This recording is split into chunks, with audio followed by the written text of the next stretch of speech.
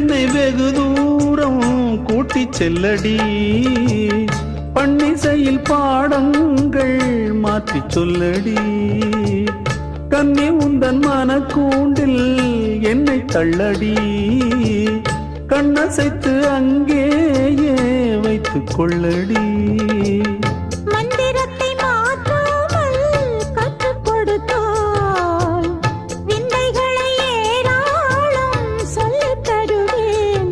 உந்தன் செல்ல மொழியினிலே உள்ளம் கொள்ளையடிப்பதும் ஏன், துள்ளி துள்ளி வரும் நடையில் மனம் மெல்ல துடிப்பதும் ஏன்.